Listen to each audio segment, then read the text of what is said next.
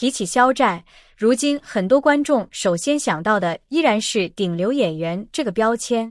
然而，只要谈到他的名字，围绕演技的话题似乎从来没有真正停止过。有人认为他已经完成了从偶像到演员的成长蜕变，也有人依旧保持谨慎甚至质疑的态度。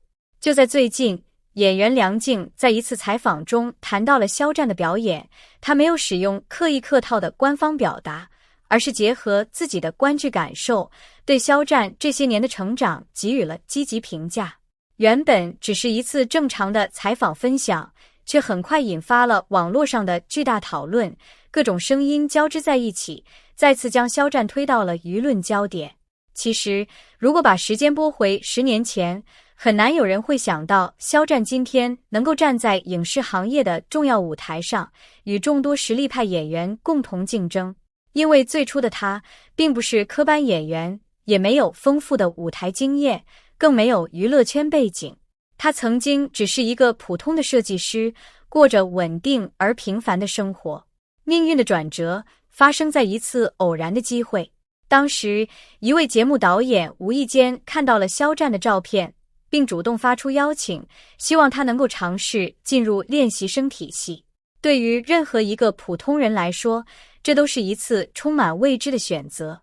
肖战最终决定放下已经熟悉的工作，进入一个完全陌生的行业，从零开始学习唱歌、跳舞以及舞台表演。那段经历远没有外界想象的轻松。没有基础意味着必须付出更多努力，每天高强度训练几乎成为生活的全部。据公开资料和过往采访中提到，他曾因为训练受伤，甚至一度影响正常说话。但即便如此，他依然坚持完成训练，最终作为 X9 少年团成员正式出道。然而，成功出道并没有立刻带来事业上的飞跃。组合发展期间，整体知名度并不算特别突出，肖战个人获得的曝光机会也相对有限。面对这样的现实，他开始认真思考未来的发展方向，并最终决定把更多精力投入影视表演。对于没有专业表演背景的人来说，这条路同样充满挑战。他没有急于追求主角光环，而是从各种小角色开始积累经验。没有拍摄任务的时候，他会认真观察导演如何指导演员，也会学习前辈处理人物情绪的方法，还主动和编剧、导演交流角色理解。这样一点一滴的学习过程，并不会立刻被观众看到，却成为后来成长的重要基础。真正让更多观众认识肖战，是电视剧《陈情令》的播出。魏无羡这一角色帮助他迅速走进大众视野，也让他迎来了事业的重要转折点。不过，流量带来的不仅仅是鲜花和掌声，同样伴随着更多放大的关注和更加严格的审视。不少观众认为，他能够迅速走红，很大程度上得益于角色本身的人气，而并非演技实力。因此，在之后相当长的一段时间里，每当肖战有新作品播出，关于演技是否进步的话题都会再次成为讨论热点。事实上，一位演员是否真正成长，并不能只依靠一部作品下结论，而更应该观察其长期的发展轨迹。从《庆余年》到《梦中的那片海》，不少观众开始发现，肖战对于人物年龄变化、情绪转换以及角色层次的处理，相比早期作品已经更加成熟。尤其是在《梦中的那片海》中，角色经历了从青年到中年的漫长人生跨度，人物性格随着时代变化不断成长。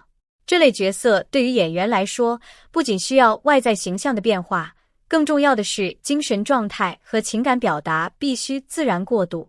许多观众正是在这部作品中第一次感受到肖战在表演细节上的明显进步，而到了《藏海传》，挑战则进一步升级。剧中的藏海并不是一个情绪外放的人物，他长期背负着沉重的家族命运，还经常戴着面具行动。这意味着演员不能依赖夸张的面部表情，而必须利用眼神、呼吸、肢体动作以及细微节奏去传递人物复杂的心理变化。这种表演方式其实比情绪激烈的爆发戏更加困难，因为任何细节稍有偏差，都可能让人物失去真实感。